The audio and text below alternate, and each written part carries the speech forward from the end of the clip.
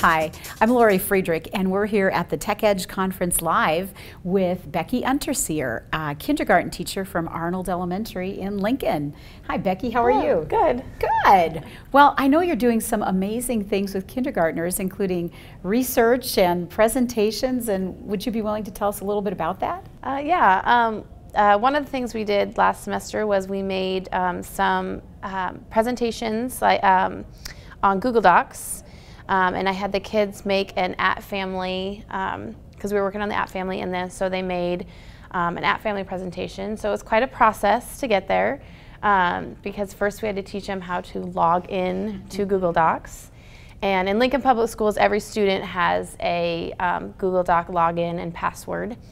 And so I just give them a little strip of paper that has that on there, and got them to that website, and then they just had to type that in, and took a whole day to do that the first time. And then then each time we did it, they got faster at that. And then I took them to Google Images and just had them type in sight words, or not sight words, @family words. So they just typed in cat, and like scrolled through and looked at the pictures and hat and bat, and spent a day doing that. And then the next day we went into having them log in again, and then we looked up the images, and then we worked on actually cutting, copying it and pasting it into their presentation, so that they all, I think I had almost every student was able to get a picture, and then it was one that they had chosen, that they had wanted. Unfortunately we only got to one word, because it took like a whole week of about half an hour to 45 minutes a day. But it was pretty fun. The kids really enjoyed it. And so think of all those skills you taught them. Mm-hmm. It was using Google Docs, Mm-hmm. it was... And I had to teach them how to use the tabs on the top, because they had their tab with their presentation, and then they had their tab with their Google Images. So we had to work on switching back and forth between the tabs, and what to do if you hit a wrong button, and how to go back. And you had an amazing way of helping kindergartners get to URLs, specific websites. Mm-hmm. How does that work? Well, this is also another Lincoln Public Schools. I don't know if there are any outside of Lincoln Public Schools, but we have jump codes in which you just have to put in a color and then either a letter or a number. And it's on our homepage that you can just go to. So not only is it working on their number, letter, and color skills, it takes them directly to that website. So the two I use the most are starfall.com and abcyeah.com. And so I just have them hanging up in my room. I made little posters of them, and they can just go, they know where to click to get to the jump code, and they just put in the right color and letter or number, and it takes them right to that website, and then they can start, doing their learning. Most of them at this point are literacy activities, but. And you can generate those jump codes yourself, or do you need a computer person? Nope, you just go click on that link, and then if you scroll down the bottom, it says create code, and then you just put in, like I said, it has to be an LPS ID and password, and then you just put in the website, and it gives you a jump code. Wow. So. And by teaching your students to create their own multimedia presentation, those are the Nebraska multiple literacy standards. Mm-hmm. That's what they're asking them to do. Yeah.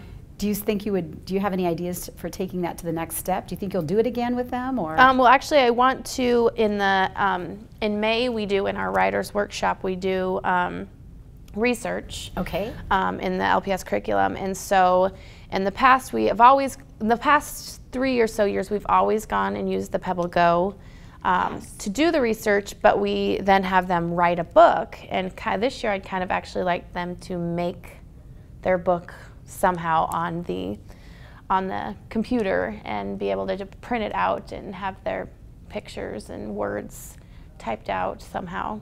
So. Well, I know that you made a book for one of your special needs students. Mm-hmm. Yes. Can you tell us about that? Yeah, I had a little guy who he only knew 3 letters in the beginning of October.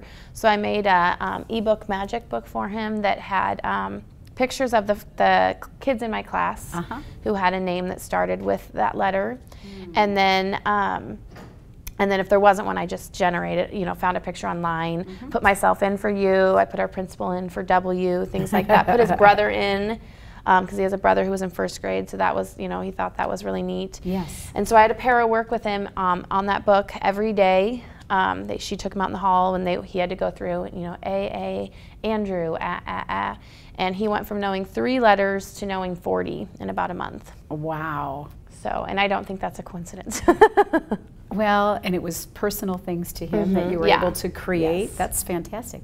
What are some of the other things that you're able to do with kindergartners with technology? Well, I had the iPad that was on loan, and that I don't want to get back. But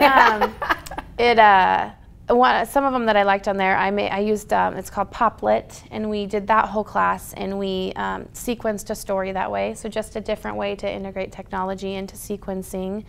I used, and now I'm not going to remember the name of it, but it was a word family one that I used whole group, where they had to, you know, put the letter in front of the at or an or, you know, it family. Did that whole class several times. There's one that's called Little Writer, where they have to trace letters or numbers or words. And the thing I like about that one is that they have to trace the letter correctly, because that's the problem with a lot of kids, is they can make the letter, but it's not quite right. And yes. You know, a lot of kids want to start at the bottom. Well, you have to trace it the correct way for it to work. So that's what I really like about that one. Wow. So. And I understand the actual tactile touching of the screen. It helps them learn, as well. Doubly. So remember, That's great. So. And you found a new teacher website, is that right? Oh, yes. Tell us about that. Well, that was, I kind of heard about it last year, but this year at our school, we've used it like, that's all we use, really. Instead of recreating things, you know, or going out on the internet and trying to search for, I want, you know, a workstation thing that has my sight words on it for Read the Room, or, you know, an ABC matching game, something like that, or a sight word activity.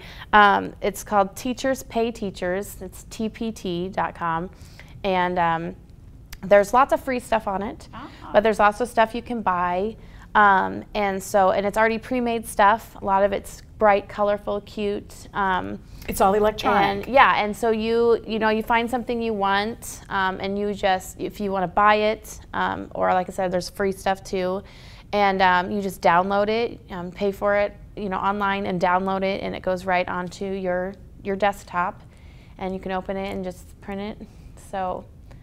And that's what I use for all of my, I'm trying to do like monthly themes on my workstations, and so I've been getting all of my stuff off of that website to do that. So that's great. What's the best thing you found? I don't know, we did a gingerbread unit in December, and they had lots of really cute stuff for workstations and math in that. So.